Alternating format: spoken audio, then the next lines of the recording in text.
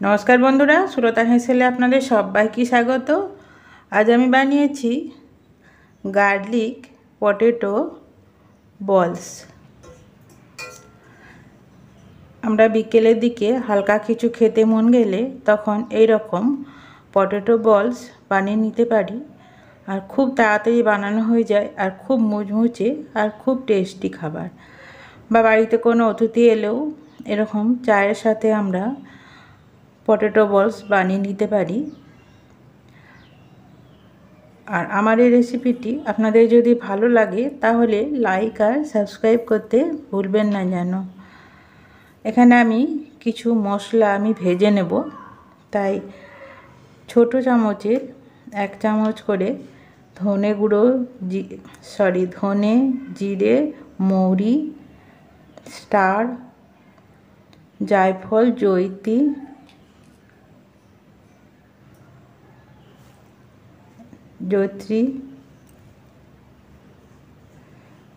ছোট এলাচ সব নিয়ে নিলাম। তার সাথে নেব তেজপাতা আর শুকনো লঙ্কা। শুকনো লঙ্কাগুলো একটু ফাটিয়ে দিচ্ছি। আর অতিরিক্ত যে বীজটা থাকে, বীজটাকে আমি বের করে ফেলে দিয়েছি। এটাকে আমি ভেজে নেব শুকনো খোলাতে। কড়াইটা গরম করতে দিয়েছি। কড়াইটা গরম হয়ে গেলে গ্যাসের আঁচটাকে কমিয়ে দেব, দিয়ে এই শুকনো মশলাগুলোকে ভেজে নেব। যতক্ষণ না ঝরঝরে হয়ে যাচ্ছে আর এর থেকে চড়বড় করে ফুটতে শুরু করছে, ততক্ষণ আমি এই মশলাগুলোকে গরম করে নেব। খেয়াল রাখতে হবে যাতে পুড়ে না যায়, তাহলে কিন্তু এর গন্ধটা চলে যাবে। দেখুন একদম ঝরঝরে হয়ে গেছে, আটকে আটকে যাচ্ছে না, একদম টানলেই ছেড়ে দিলেই চলে আসছে। এরপর এটাকে নামিয়ে ঠান্ডা করে নেব।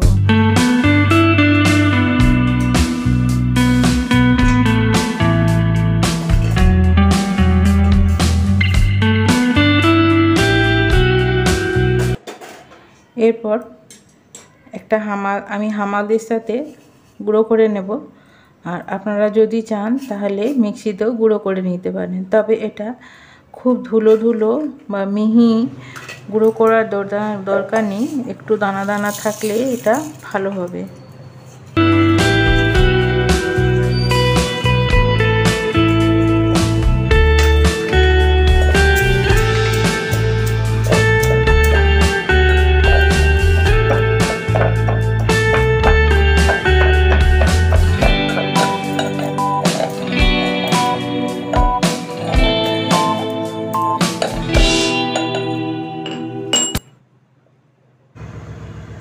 ঠিক এই রকমটা হবে, দেখুন এই যে এরকম দানা দানা থাকবে। এরপর এটাকে আমি সাইডে সরিয়ে রাখবো, পরে প্রিপারেশনে চলে যাব। এখানে আমি সেদ্ধ করা আলু নিয়ে নিয়েছি, বড় সাইজে দুটাকে আমি 2 ভাগ করে সেদ্ধ করে নিয়েছি। তারপর এটাকে আমি চটকে নেব বা ম্যাশ করে নেব। তারপর স্বাদ মতো নুন দিয়ে দিচ্ছি আর রসুন কুচি দিয়ে দিচ্ছি। 1 চামচ রসুন কুচি দিয়ে দিলাম।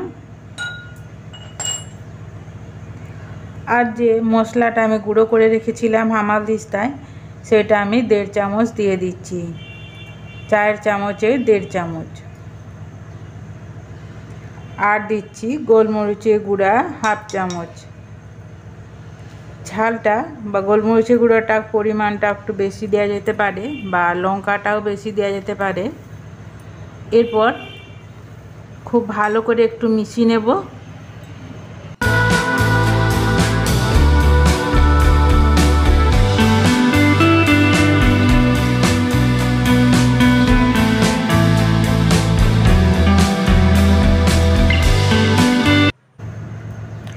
এরপর নেব কর্নস্টার্চ বা কর্নফ্লাওয়ার।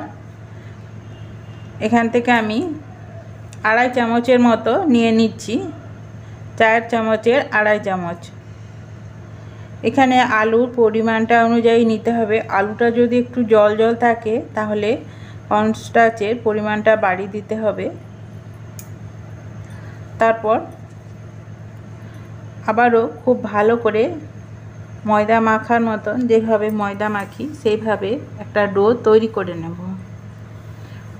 খুব ভালো করে মিশিয়ে নিয়েছি। তারপর আমি হাতের মধ্যে সর্ষের তেল নিয়ে নিচ্ছি। তারপর ছোট্ট ছোট্ট বলগুলোকে আমি তৈরি করে নেব, ঠিক এই রকম দেখুন।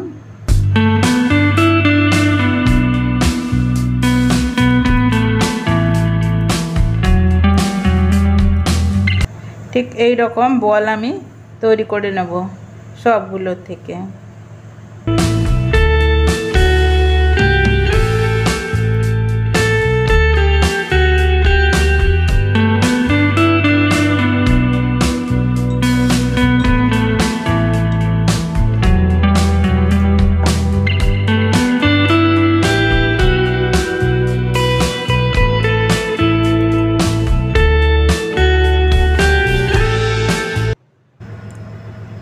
সব বলগুলো আমার তৈরি করা হয়ে গেছে।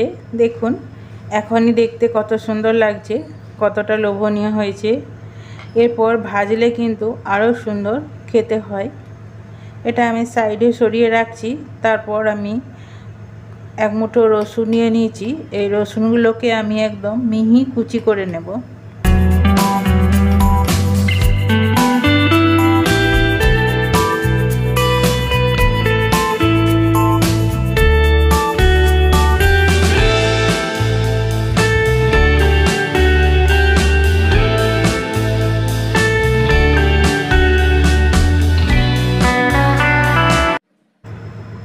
কড়াইটা গরম করতে দিয়েছিলাম, তার মধ্যে দিয়ে দিলাম রান্নার তেল।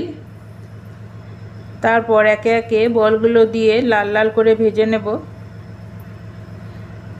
আর খেয়াল রাখতে হবে বলগুলো যাতে একটার সাথে একটা গায়ে লেগে না যায়, তাই আর তলাতেও বা ধরে না যায়, তাই আস্তে আস্তে নেড়ে নেড়ে বলগুলোকে হালকা তেলে ভেজে নিচ্ছি। আর আপনারা চাইলে আর একটু বেশি তেল দিয়ে ডুবো তেলেও ভেজে নিতে পারেন, তাতেও খুব সুন্দর হবে। আর এভাবেও ভালোই হবে।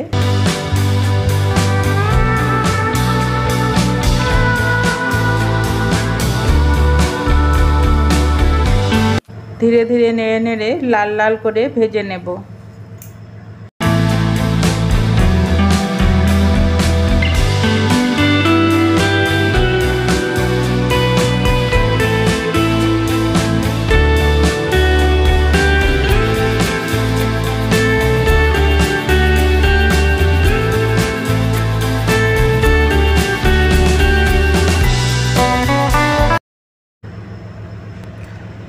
বলগুলো সব ভাজা হয়ে গেছে। এরপর আমি তুলে নিচ্ছি। তারপর আরও যে বাকি বলগুলো আছে সেই একইভাবে আমি ভেজে নেব। এই পর্যায়ে এসে বলি, যেসব নতুন বন্ধুরা আমার এই রেসিপিটি দেখছেন তারা প্লিজ একটা লাইক দিয়ে দেবেন। আর যদি ভালো লাগে তাহলে সাবস্ক্রাইব করে পাশে থেকে যেতে পারেন।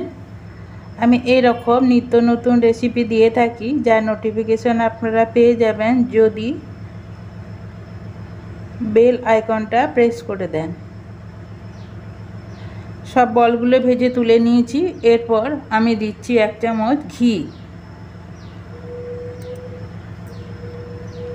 দিয়ে তারপর কড়ার মধ্যে ওই ঘিয়ের মধ্যে দিয়ে দিলাম 1 চামচ রসুন কুচি। আর যে মশলাটা ভেজে রেখে তৈরি করেছিলাম সেই মশলাটা দিয়ে দিলাম 1 চামচ। আর দিয়ে দিচ্ছি কসুরি মেথি, 1 চামচ কসুরি মেথি দিয়ে দিলাম। এরপর খুব ভালো করে ঘিয়ের সাথে এগুলোকে ভেজে নেব।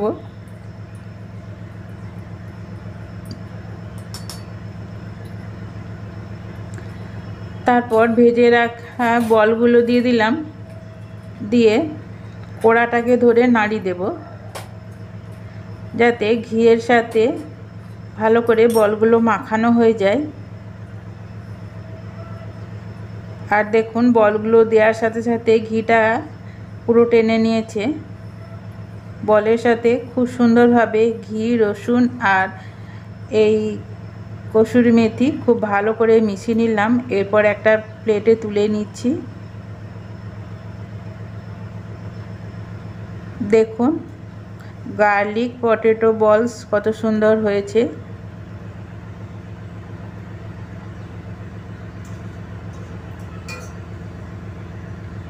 বিকালের নাস্তাটি আমার রেডি হয়ে গেছে পরিবেশনের জন্য। আমার এই রেসিপিটি ধৈর্য ধরে দেখার জন্য আপনাদের অসংখ্য ধন্যবাদ। আপনারা সবাই ভালো থাকবেন। আর এইভাবে ওপরের দিকে একটু সাজিয়ে নিচ্ছি যাতে ছবিটা ভালো আসে আর দেখতে সুন্দর হয়। আপনাদের আমার রেসিপিটি কেমন লাগলো কমেন্টে জানাবেন।